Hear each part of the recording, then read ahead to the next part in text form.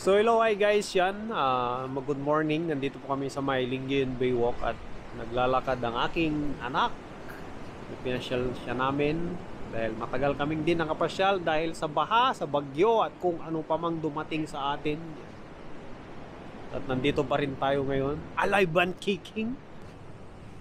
At kung mapapansin nyo yung mga puno ng ano doon, mga puno ng coconut, mukhang mamamatay sila.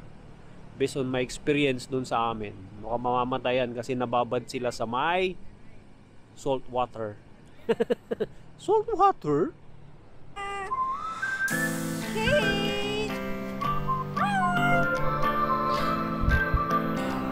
Hello.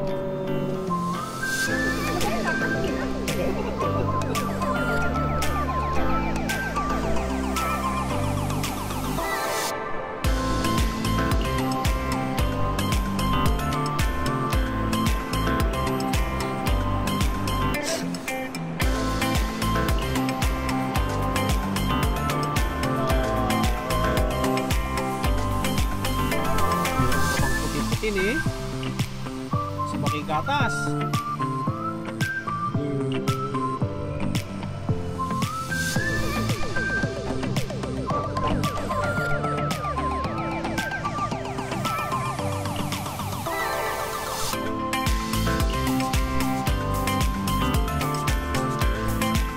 So ayan na pala yung waterfront na project ng province of Pangasinan.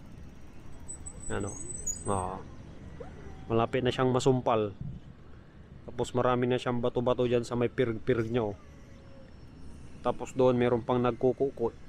Siguro extension ng ano, waterfront. So, yun, makikita nyo yung mga ano na yan, mga puno ng nyog. Yan yung mga nababad sa salt water. Yan. Feeling ko mamamatay ang mga yan. Kasi demanded si kami, natira ramay yung demand. Yan.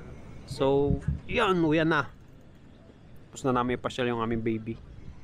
Doon pala yung food bazaar. Yeah, alright. That's a wrap.